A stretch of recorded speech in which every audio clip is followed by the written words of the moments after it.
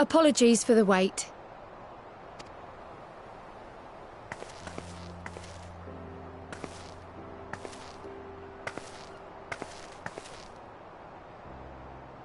Gabu, have you been good?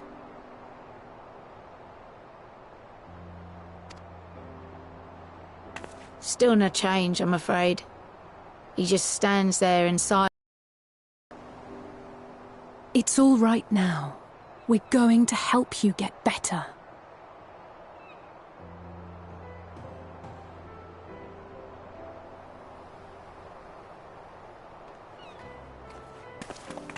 Fancy meeting you here.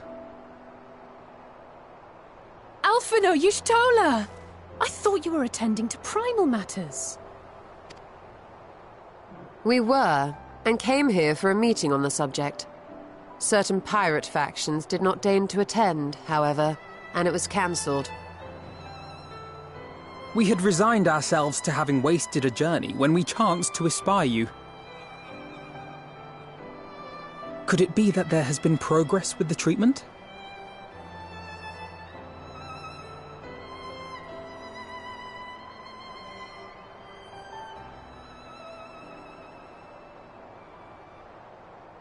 Using Magitech terminals to formulate the solution.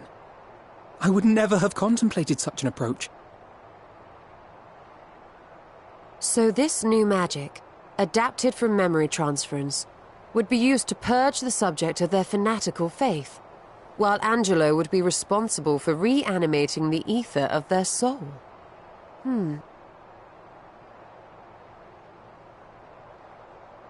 Yet I wonder at the practicalities. If one were to reanimate the soul first, it would only serve to exacerbate the tempering.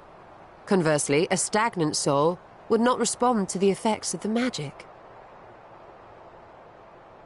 Would both need to be performed simultaneously? Nothing escapes Master Matoya's inquiring eye. As you say, both must be carried out simultaneously. And thus, I propose to imbue Angelo with the tempering treatment in much the same manner as I did the spirit vessels.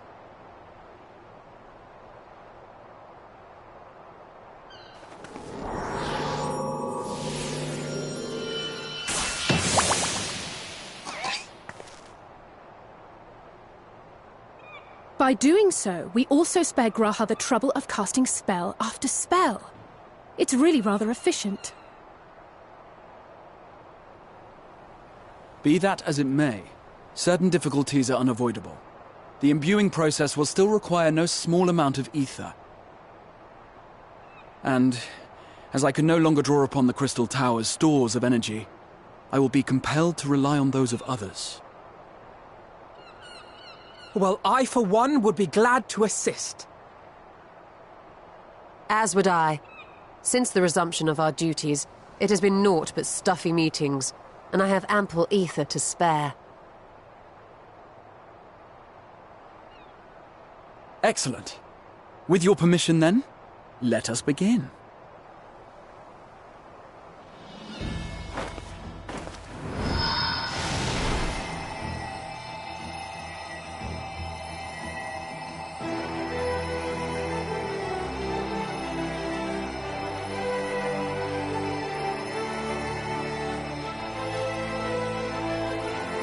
Yes, this will do.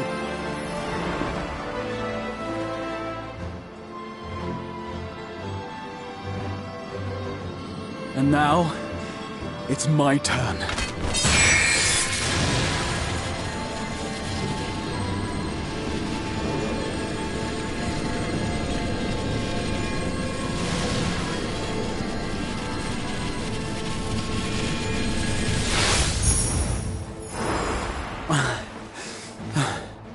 Tis done.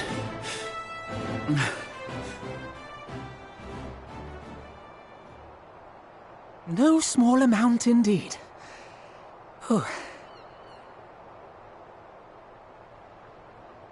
Well, we seek to go where even the Allagans did not. It was never like to be easy.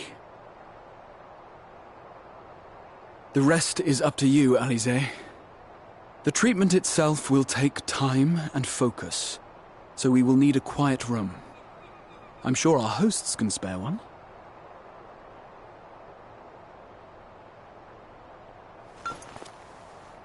I will go with her.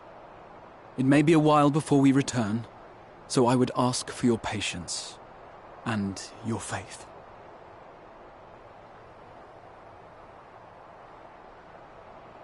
We'll bring Gabu back. You see if we don't.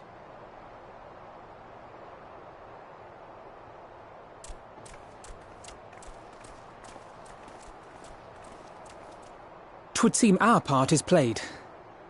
Let us find a place to recuperate while we wait for news.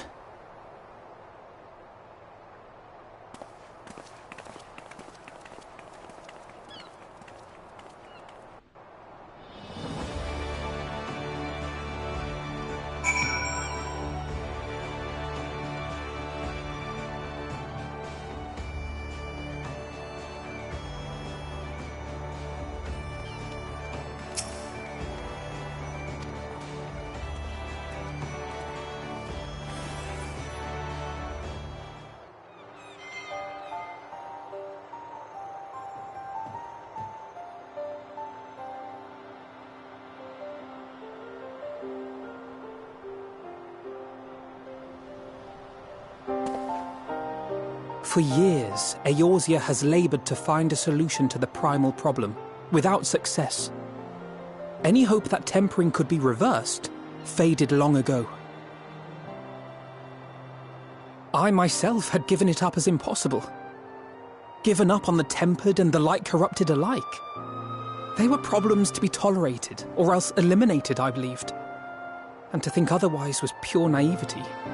Childishness, even. But Alisaie refused to give up. She struggled and she struggled. And her efforts were rewarded with a way to bring back Halric. And now countless others may no longer be beyond salvation. However much we bicker, I have the greatest respect for my sister. Had I half her stubbornness, nay, her unwillingness to accept the status quo, I would be a far better person. A far better scion.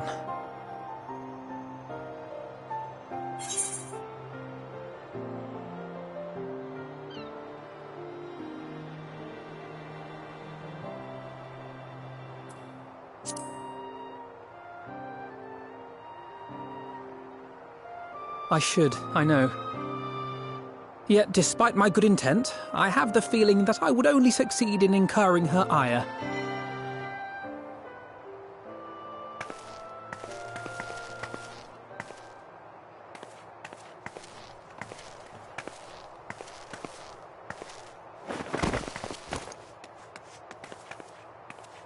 Alisaie, are you all right? The treatment. Did it work?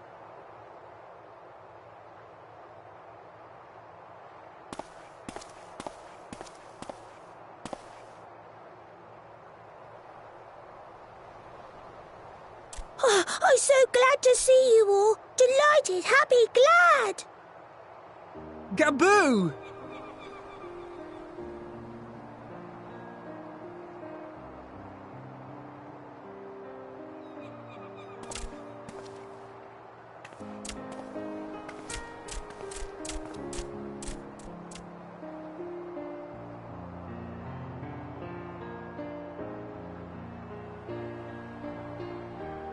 All this time, my mind was filled with thoughts of Great Father Titan. But I never forgot about Mother and Father. Always, they were in my heart. Constantly, ever, always. So I tried to focus on their faces. Theirs and yours. Alisaie's and everyone's. And I found that I could remember.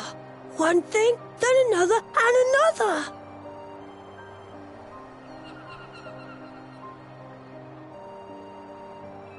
Your hopes reached Gabu. They helped him to hold on.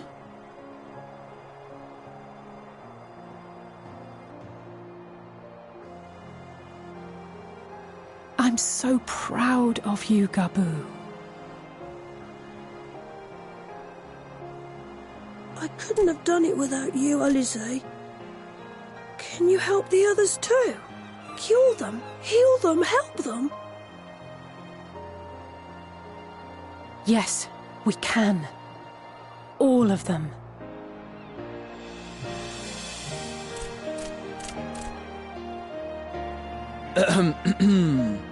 Without wishing to dampen the mood, I feel compelled to add certain caveats regarding the viability of the treatment for general use. As you know, reversing the effects of tempering demands a profuse amount of ether. And while Alisaie was able to heal Gabu alone, I fear the same will not be true for those who exhibit more advanced symptoms. Moreover, the treatment's effects are limited to the soul. It offers no succor to those whose very flesh has been altered through prolonged exposure to a primal's influence. All of which is to say that we cannot save everyone. Maybe we can't, or maybe we can. No one gave us a hope of saving Gabu, and yet here we are. We must find a way to treat as many as possible.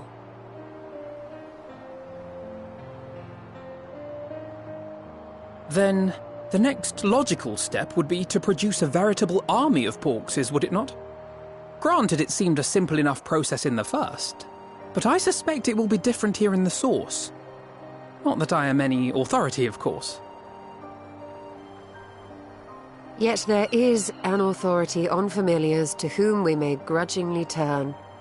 She's stubborn, haughty, eccentric, irascible, laconic, annoying. And her name is Master Matoya, the real one.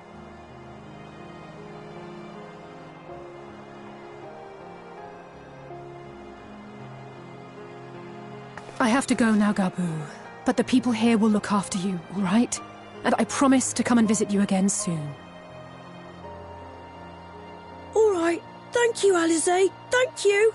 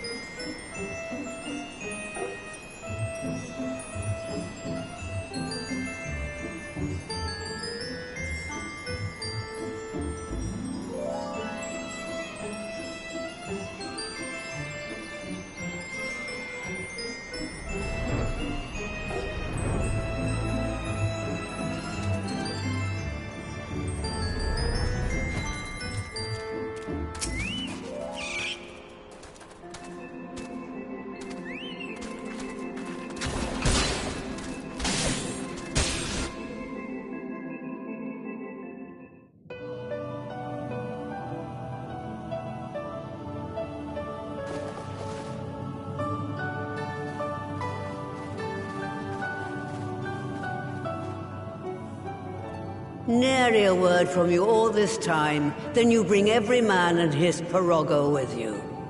Did no one teach you any manners, girl? They were too busy teaching me etherology, Master. Jesting aside, I wanted to be the one to express our gratitude. I am told you spared no effort to sustain our bodies while we were away. And for that, we owe you our lives. Thank you.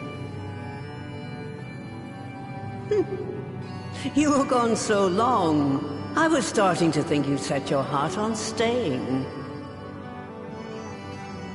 It wasn't easy to leave, as it happens. Seldom does one have the opportunity to study other worlds, and I would not have minded extending my stay by a handful of years.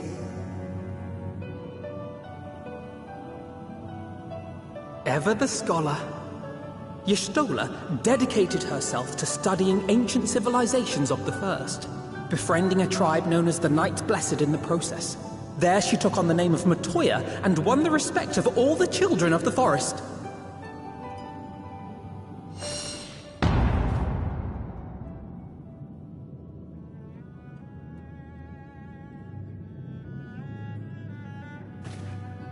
I merely adopted an alias in accordance with the custom of my hosts. Yours just happened to be the first name that came to mind. You mean to tell me you went gallivanting about using my name and only bother to visit when you need a long enough?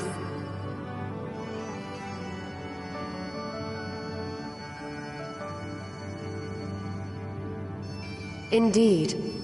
And devoted pupil that I am, I could not fail to recall my master's sage advice. When the answer eludes you, look to the wisdom of your elders.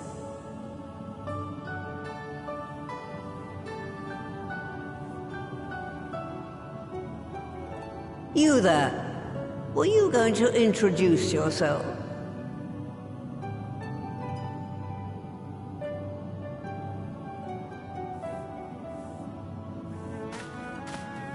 How remiss of me. G'rahatia is my name, and I am proud to call myself a scion. I too wish to offer my gratitude for your invaluable aid in sustaining the Archon's bodies, as well as my apologies. It was my inexpert summoning spell which endangered their lives in the first place.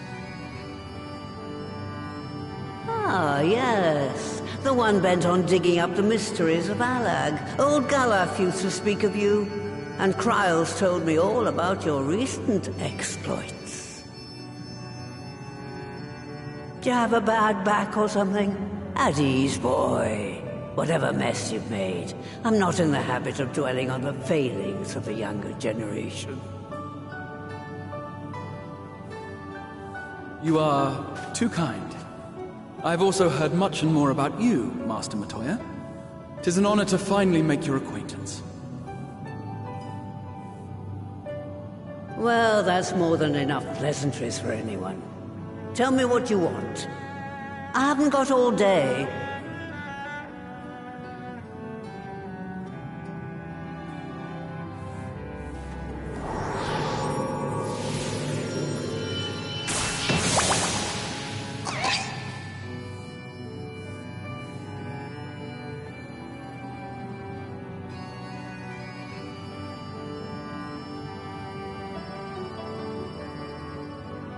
So that's the way of it.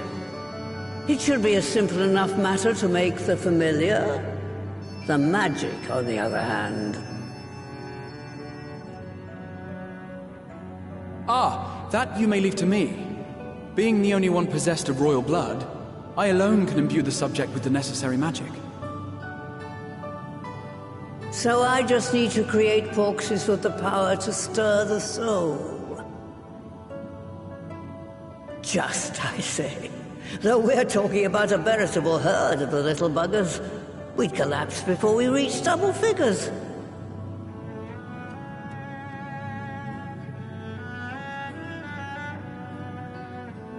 But if I could get a familiar to create the familiars, A mother Porksea, as it were.